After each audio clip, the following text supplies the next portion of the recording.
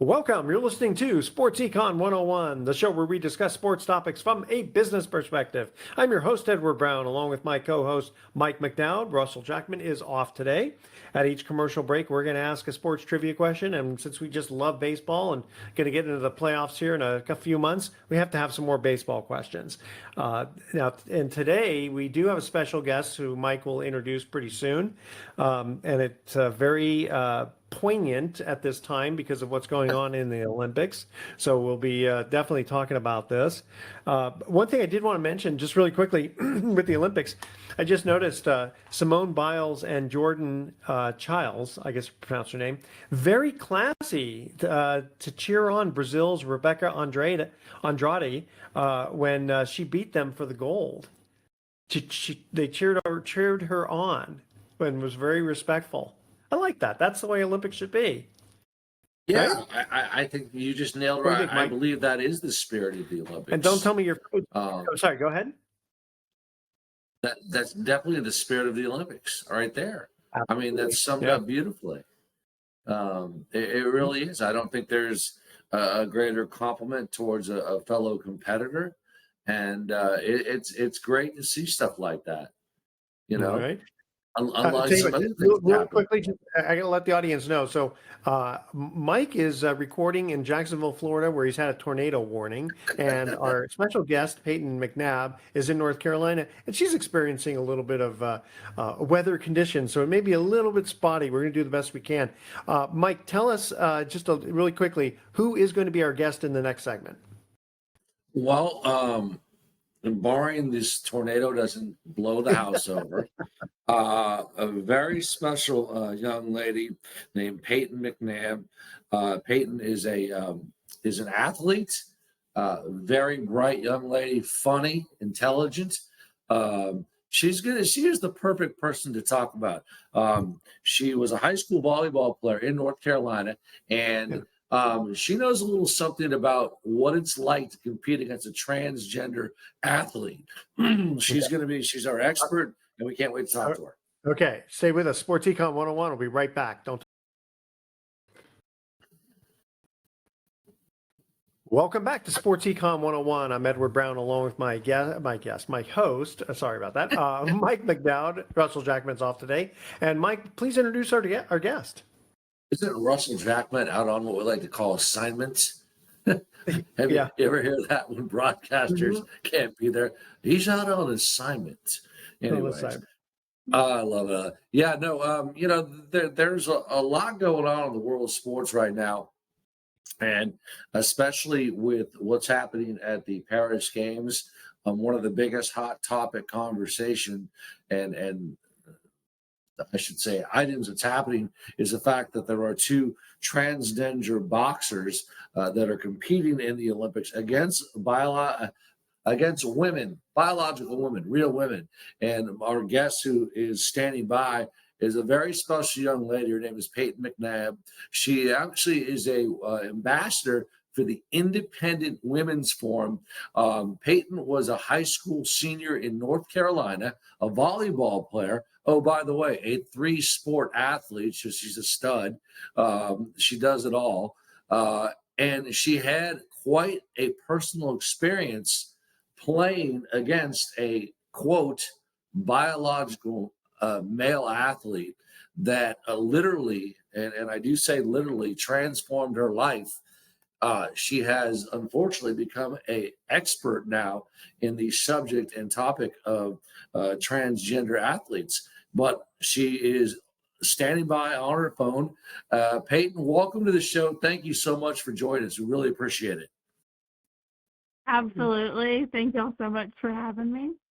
Absolutely. Yeah, you're welcome. By the way, Edward, Payton has got this great North Carolina accent. Yep. We talked off the air for a few minutes. Payton, you're pretty funny, by the way. Thank you. We're thrilled to have you. So, Payton, we definitely want to dive into your story in a little bit. But as you know, as the world is talking about this, and Edward Brown, I'm fortunate to be his co-host along with Russell. We've been talking about this subject. It's pretty crazy. It's not only crazy, it's wacky. it's really unthinkable, but it's happening. Two, I have to be kind now, but two gentlemen are actually fighting in the Olympics. I was just going to call them dudes, are fighting in the Olympics, and it's making really, and it's an uncomfortable situation because it's an unfair playing ground. Is that accurate? Oh yeah, absolutely. I mean, you call them gentlemen, but they are just dudes because I don't think a gentleman would think it's okay to beat up a woman on TV in front of the whole world. It's completely unfair, and those two dudes went into this competition and got in a ring and just punched women in the face in hopes of getting a gold medal, and we were all just supposed to watch it and think it's okay. Yeah, in fact, Mike, why don't you, or let's let Payton tell her story because for our sports fans out there who may not be familiar with her name, Yes. why do we have her on specifically because of this issue? Yeah, Peyton, Peyton, you were a volleyball player, a three-sport athlete in North Carolina, and were you playing in like was it a playoff match or a regular season actual volleyball match against a transgender dude? And because you were playing against that dude, your life was radically transformed. Exactly what happened? Yeah, so I was going into my senior year, excited to finish my last year and in hopes of playing one day in college as well. But went into a conference game where we were playing against a boy, and he hit me so the hit was so hard that it knocked me unconscious for about 30 seconds, and I laid on the court in a fencing position, which is how your body reacts to a brain injury. Um, because of that, I've had to suffer long-term effects. The doctors don't know if I'll ever be the same as I was before. My college career dreams completely ended that day on the court, and there's a lot of things that I'm having to deal with still today, and it's been almost 2 years later. Gee. Wow. You know, I'm going to ask you. You were obviously hurt. Uh, I have to find the right questions to ask you. It's very important. When you were in that volleyball match, did you have any idea of what it would be like to go up against a boy, and could you prepare yourself because you were playing a girls' team, another opponent, all girls, but the big difference was that they had a male. Could you actually prepare for that, or does that even make sense? You know what I'm trying to say? It's just so strange. I mean, did it just kind of did you feel like you had to like play in this match? I mean, what about your other teammates? I hope that makes sense. Yeah, because let me interject here for a minute. I mean, if he was just, let's say, serving from the back, it might not have been, or just be a setter or something. It might not have been as big a deal. But the fact is, he was a spiker, and you were right up there. And so, how could you prepare for potentially what could have been, what actually did happen was that he spiked it so hard. How do you prepare for something like that? Yeah, my team, I know, and I know for a fact, my team and coaches, we all had to practice differently to prepare for this game because, I mean, it's not like it was a good team. The other girls on the team weren't that good, but like the boy, it was really obvious that he was the only one scoring for them. And we weren't the only school that, had those concerns and had to practice differently to prepare for this game because I've spoke to tons of girls from surrounding schools, and their teams had to do the same thing. And it's just completely unfair. I mean, it throws off the whole team's, I guess vibe and what they are used to just because we're trying to even return the ball because it's coming at us so hard. Gotcha. And have there been any lawsuits because of what happened to you? There has not. No one will really pick it up. They say luckily, because of the injury that did happen to me, it helped pass the Fairness Women's Sports bill in North Carolina. And that attorneys and things like that don't want to pick it up because they think that there's not really anything to go by. But, although that's really great that my story did help all the girls in North Carolina, I'm still having to deal with a lot of things because the North Carolina High School Athletic Association cared more about a man's feelings than my safety. I know. Whatever happened to, the feminists out there and women's rights and all that? I haven't heard of any of them, except for obviously people who are against this whole transgender thing. I haven't heard of them speaking up. I mean, this whole world's gone bonkers. Tell you what, we're going to go to a break here in just a minute. We are talking with Payton McNabb, the volleyball player who was playing against a team that had a transgender boy, or claimed to be one. Let's put it that way, and hit the ball so hard that she took it in the face, and it wasn't just a simple little injury. I mean, it had long repercussions on it. So we're gonna go back to that for just a minute. But let's go to our first trivia question, which is a baseball question. During Babe Ruth's iconic career that ran from 1914 to 1935, how many teams did he play for? Email edward@sportsecon101.com the answer to this question. All right. During Babe Ruth's iconic career that ran from 1914 to 1935, how many teams did he play for? All right. Stay with us. You're listening to Sports Econ 101. Don't touch that dial. We are going to be right back.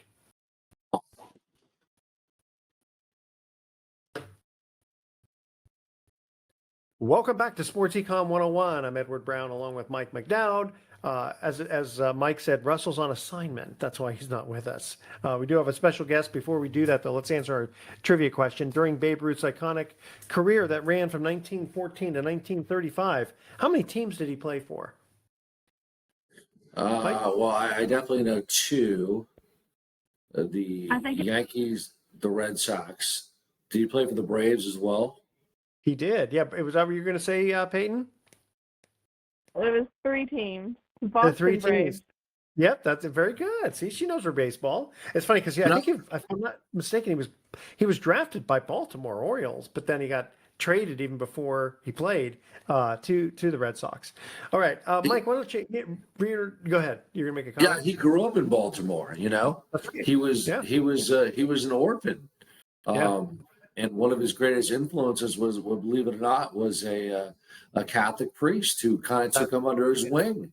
Yeah. And really pretty. And I'm going to introduce our guest again. By the way, she knows sports. Payton McNabb. I asked her, "Do you like sports?" She goes, "I love sports." So she may just hang out with us and talk sports besides her amazing case. But we want to thank Payton for joining us on our show.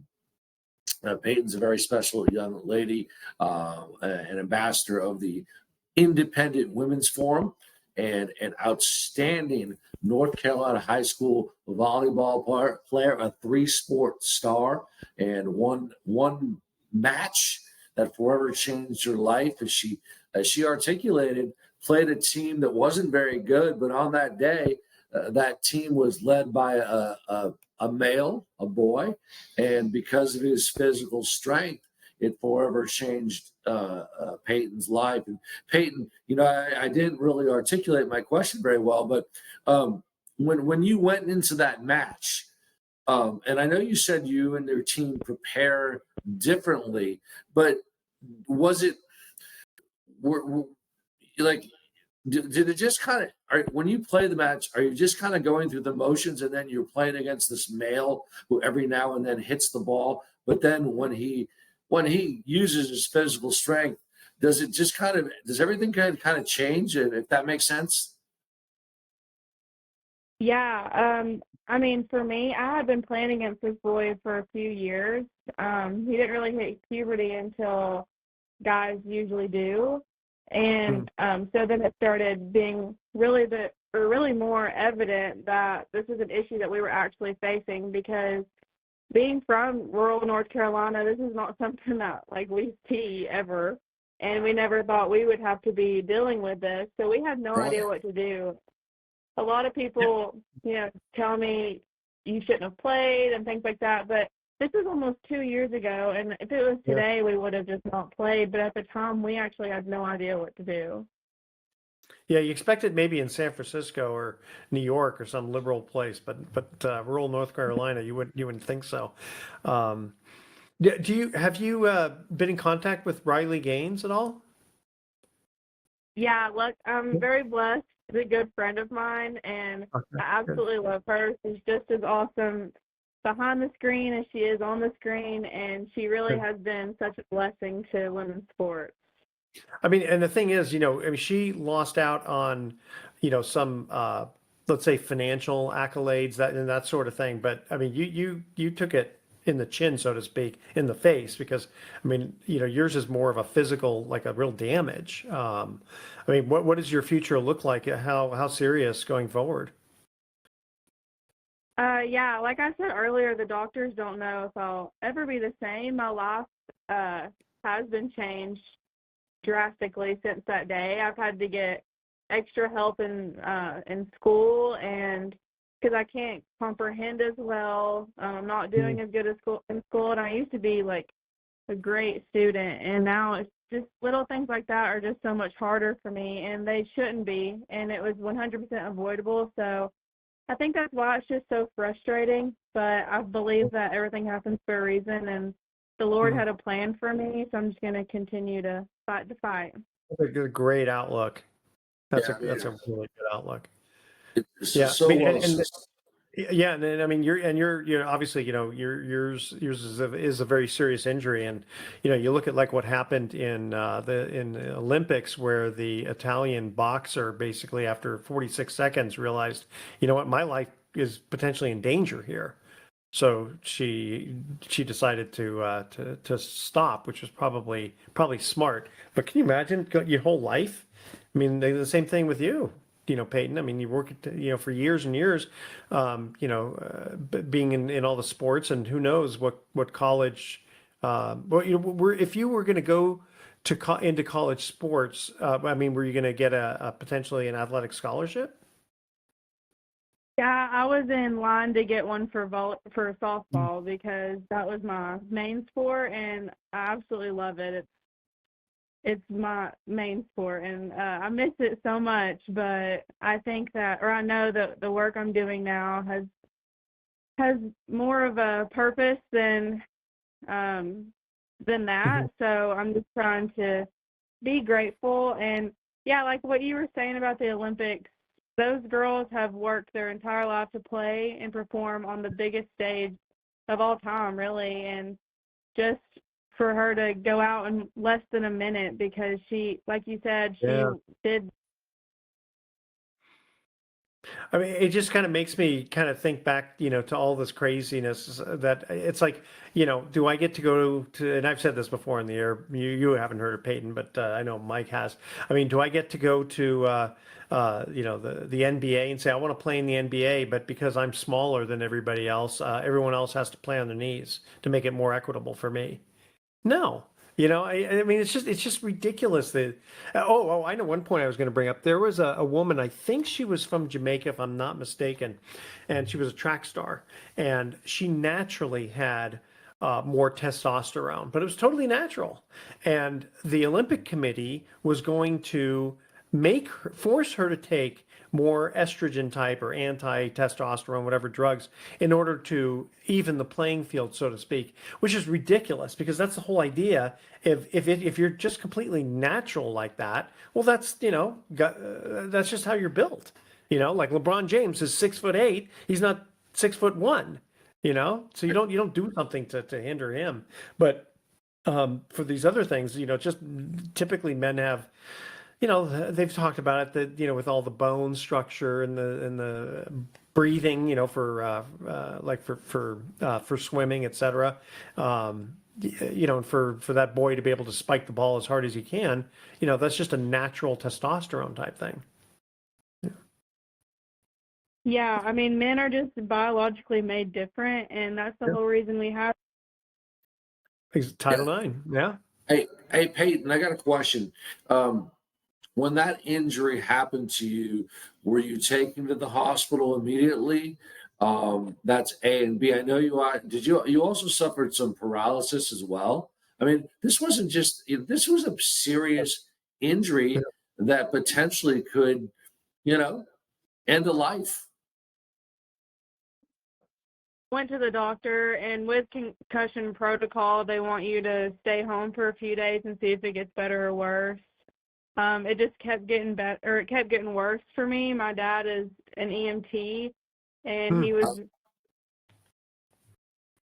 Wow. yeah, it was just. Yeah. Peyton, let me ask you a quick question here. You know, with all the craziness that's going on politically and all that, have there been any haters at all? You know what I mean? It's like I know. Like Riley had some haters. You know, when she went to San Francisco State University and all that because she was speaking out on women's sports. Did you have any backlash at all? Me and Raleigh and all the other female athletes that speak up for this every day, that's something that we have to see every day too. I mean, we're constantly getting so much hate, publicly and privately, but you know, we know it's worth it, and we have so much support as well, and it's really just overwhelmingly more than the hate. So we just try to shoot it out, because if the world's against you, then you must be right. And Yeah, exactly.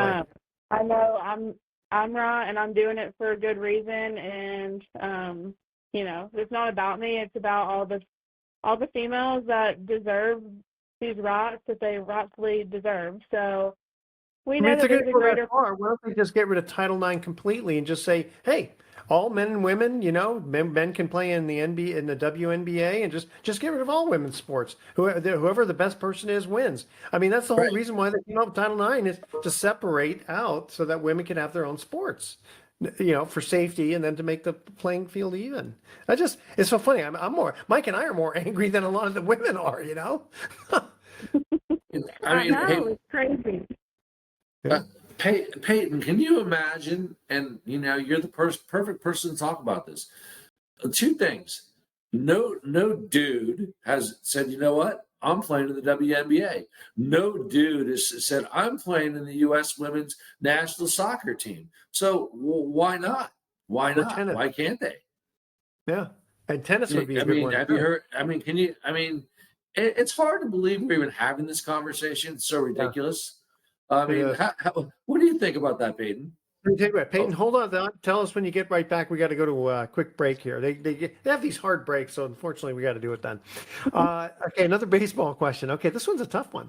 Who is the only player in Major League history to hit 40 home runs and collect 70 steals in one regular season? Now, you remember Canseco was the first 40-40 man. 40. Yeah, but this is 70 steals and 40 home runs. All right, it wasn't too long ago. All right, stay with us. You're listening to Sports Econ 101. Don't touch that dial. We're going to be right back.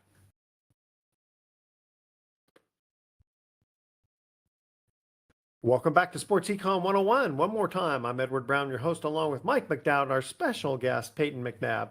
All right, our second trivia question: who is the only player in Major League history to hit 40 home runs and steal 70 and collect 70 steals in one regular season? I mean, Peyton, you want to try this? I'm gonna guess. Go ahead. It happened in 2023. Oh, last year. Wow! Yeah. Wow! 2023. He had 41 home runs and 73 stolen bases. Oh my God. I'll just give it to you so we can move on. Ronald Acuna Jr. Really? Yeah. Son of a gun. Yeah. Oh my goodness. All right. Go ahead, Mike. You were asking a question when I had to cut you off for our break. What was I asking her? Yeah. Yeah.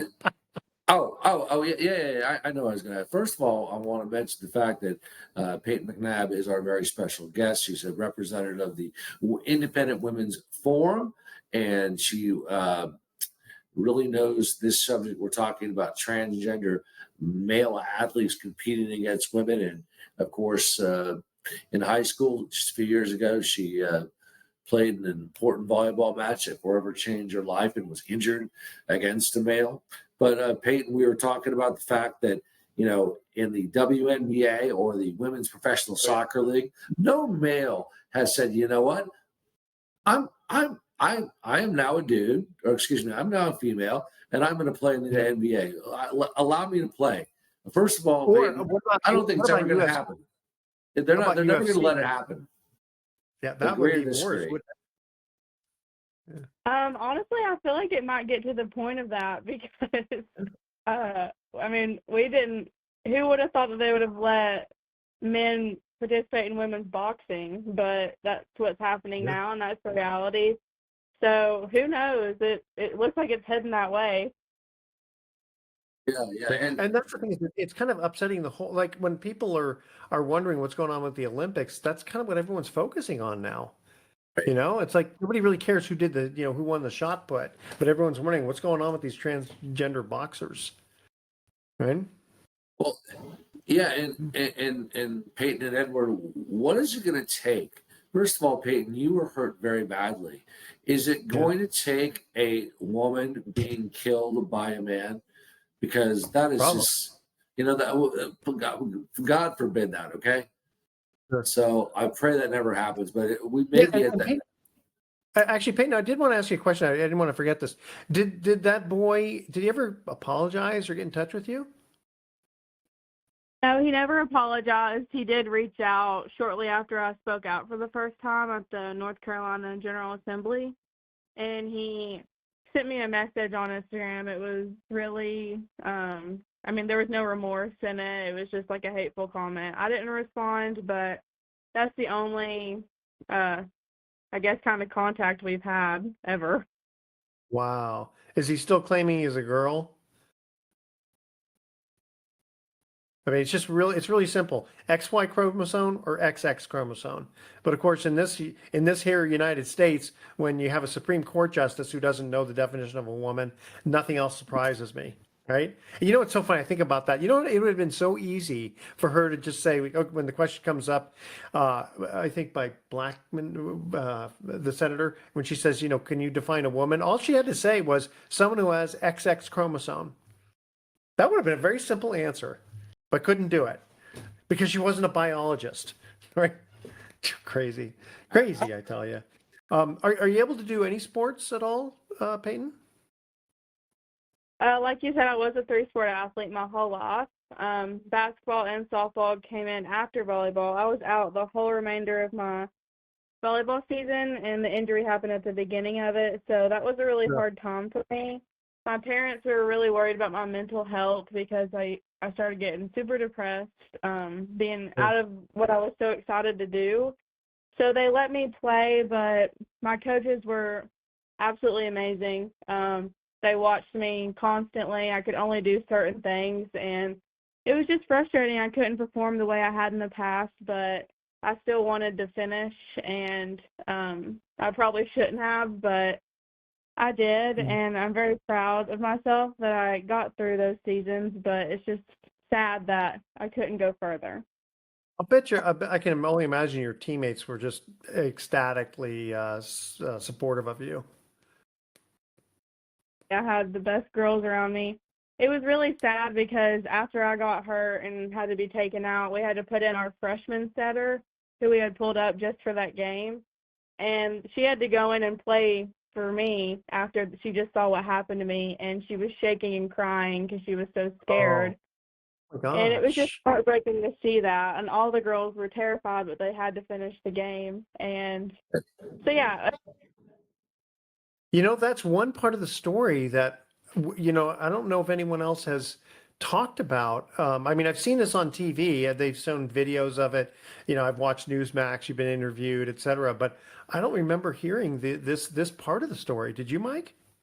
No, and I think it's so important that we're having Payton on to share this part of the story, because there's a story within the story that further extrapolates everything. And Payton, I think it's so important. And I know Edward and I can speak for Edward, but we're so grateful that you are on our show to help encourage people. So keep going strong, because people need to hear your story. And I really believe that you're going to be one of the true beacons of hope for women. So, please keep going strong and sharing. I think you're right. God has a great purpose for you. Thank you so much, and it's incredible what y'all are doing, even giving me and others the opportunity to share our story, because there's so many radio shows and different things like that that are too afraid to talk about this. So I just want to thank y'all for having me and for being so strong in your beliefs. No, Mike and I are real men. Men. I mean, we're not afraid Manly to tackle this guy. Manly man. Yeah. I mean, that's what I can't even believe that people are afraid to, I understand about getting canceled and all that stuff, but it's like, really? I mean, this is such a one-sided, obvious type of, there's just, to me, there's just no excuse on the other side. And we all know that the boy didn't try to hurt you. We all know that, but that's not the issue. The issue is he shouldn't have been playing on there, on that team. It's just that simple. Yeah, absolutely. In fact, so I've had, you don't know this, Payton, but I think Mike's heard this story. So I had Tara Vanderveer on the show some years back, the Hall of Fame coach for Stanford women's basketball. And at the time, Brittany Griner was like, she was the best in the league, and she was coming out and going to play for the WNBA. And I asked Tara, I said, Brittany's pretty big and all that. I said, if she wanted to play in the NBA and they allowed it, how do you think she'd do? And Tara was just flat out. She goes, she would get crushed. She said, those guys are so much bigger, so much faster, so much stronger. Brittany would not stand a chance. She was just very honest about it, as much as we could all admire Brittany, being in women's basketball. But and it's the same sort of thing here. Again, it's not, people are better than others. It's just, like you said, it's just strictly a biological situation. Yeah, no one's being mean and no one's anti anyone. It's really just the facts, and it's always been facts over feelings in my mind, and that's really the way it should be in general, because a man's false reality in their head that they're a woman should not be more important than a woman's safety. So, and I think exactly. Yeah. And the thing is, it's like, obviously there's not enough trans people to have their own league. I get that, or their own team. But then, you know what? I don't have a problem with, let's say, a woman who wants to play in a man's sport, if she understands, on a man's team, if she can take the risks, right? And they've had like a women field goal kickers, right? But the other way around shouldn't happen. This guy should have just played on the guy's team. Yeah, exactly. Yeah. Guys. Sorry. Are you go ahead? Go ahead, Mike. No, I don't know, Edward, you don't know this, and Payton, you don't know this either, but last year I did play-by-play college football for a school called, and I'm just going to tell you who they are, Valdosta State University, and they had a female kicker. She was pretty good, and to be honest with you, during one blowout game, they allowed her to come onto the field to kick an extra point.